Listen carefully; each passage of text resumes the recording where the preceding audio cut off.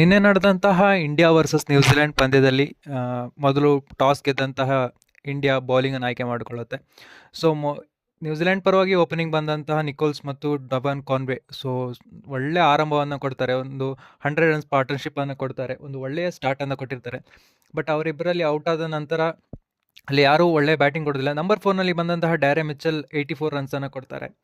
So ಅದೊಂದು best ಆಯಿತು ಅವರಿಂದ. ಅದರಿಂದ ಅವರ ಸ್ಕೋರ್ ಬಂದ್ಬಿಟ್ಟು 300 ಆಯಿತು. ಸೊ ಇದು 300 ರನ್ನನ್ನು ಚೇಸ್ ಮಾಡಿದಾಗ ಬಂದಂತಹ ಕ್ಯಾಪ್ಟನ್ ಆದ ಶುಭನ್ ಗಿಲ್ ಮತ್ತು ರೋಹಿತ್ ಶರ್ಮಾ ಇಬ್ಬರು ಇನಿಷಿಯಲಿ ಗುಡ್ ಸ್ಟಾರ್ಟನ್ನು ಕೊಡ್ತಾರೆ. ಇನಿಷಿಯಲಿ ಗುಡ್ ಸ್ಟಾರ್ಟ್ ಅಂತ ಕೊಟ್ಟಾದ್ಮೇಲೆ ಎಲ್ಲೋ ಒಂದು ಕಡೆ ರೋಹಿತ್ ಶರ್ಮಾ ಅವರು ಔಟ್ ಆಗ್ತಾರೆ. ಔಟ್ ಆದ ನಂತರ ಬಂದಂತಹ ವಿರಾಟ್ ಕೊಹ್ಲಿ ಮತ್ತು ಶುಭನ್ ಗಿಲ್ ಪಾರ್ಟ್ನರ್ಶಿಪ್ ಕೂಡ ತುಂಬ ಚೆನ್ನಾಗಾಗುತ್ತೆ.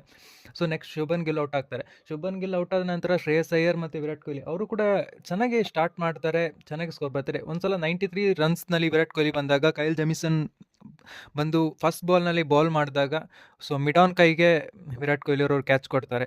ಸೊ ಒಂದು ಆ್ಯಂಟಿ ಕ್ಲೈಮ್ಸ್, ನಾನೇನೋ ಸೆಂಚುರಿ ಬಂತು ಅಂದ್ಕೊಂಡೆ, ಮತ್ತೆ ಇನ್ನೊಂದು ಸೆಂಚುರಿ ಬಂತು ಅಂತ, ಬಟ್ ಆಗಲಿಲ್ಲ. ಸೊ ಇಲ್ಲಿ ಈ ಕಡೆ ನೋಡಿದ್ರೆ ಶ್ರೇಯಸ್ ಅಯ್ಯರ್ ಕೂಡ 49ಗೆ ಔಟ್ ಆಗ್ತಾರೆ. ಬಹುಶಃ ಇಲ್ಲಿಂದೆಲ್ಲೋ ನ್ಯೂಜಿಲೆಂಡ್ ಮ್ಯಾಚನ್ನು ತಮ್ಮ ಹಿಡಿತಕ್ಕೆ ತಗೊಂಡಿದ್ರು. ಸೊ ಅಲ್ಲಿಂದ ಬಂದಂಥ ಯಾರು ಕೂಡ ಸ್ಟೇಬಲ್ ಆಗಿ ನಿಲ್ಲಲಿಲ್ಲ. ನೆಕ್ಸ್ಟ್ ರವೀಂದ್ರ ಜಡೇಜಾ ಬಂದರು, ಅವರು ಕೂಡ ಫಸ್ಟ್ ಬಾಲ್ ಔಟ್ ಆದರು. ನೆಕ್ಸ್ಟ್ ಬಂದಂತಹ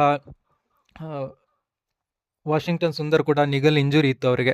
ಸೊ ಅದರಿಂದ ಅವರು ಕರೆಕ್ಟಾಗಿ ಆಡೋಕ್ಕಾಗಲಿಲ್ಲ. ಬಹುಶಃ ಎಲ್ಲ ಜವಾಬ್ದಾರಿ KL ರಾಹುಲ್ ಮೇಲೆ ಬರ್ತಾ ಹೋಯಿತು. KL ರಾಹುಲ್ ನೆಕ್ಸ್ಟ್ ಬಂದಂಥ ಹರ್ಷಿತ್ ರಾಣಾ ಅವರು ಕೂಡ ಅಷ್ಟು ಕಾಂಟ್ರಿಬ್ಯೂಟ್ ಕೊಟ್ಟರು ಆ್ಯಸ್ ಯೂಶ್ವಲ್. ಒಬ್ಬರು ಟೈಲ್ಯಾಂಡರ್ ಎಷ್ಟು ಕಾಂಟ್ರಿಬ್ಯೂಷನ್ ಮಾಡೋಕ್ಕಾಗುತ್ತೋ ಅಷ್ಟನ್ನು ಹರ್ಷಿತ್ ರಾಣಾ ಮಾಡಿದ್ದಾರೆ. ಸೊ ಎಲ್ಲ ಒಂದು ಕಡೆ ಅದರಿಂದ ಸ್ವಲ್ಪ ಹೆಲ್ಪ್ ಆಗಿ KL ರಾಹುಲ್ ಲಾಸ್ಟ್ಗೆ ಇನ್ನಿಂಗ್ಸನ್ನು ಫಿನಿಶ್ ಮಾಡ್ತಾರೆ. ಸೊ ಇಂಡಿಯಾ ಮೊದಲ ಮ್ಯಾಚ್ ಗೆದ್ದಿದೆ ನ್ಯೂಜಿಲೆಂಡ್ ವಿರುದ್ಧ.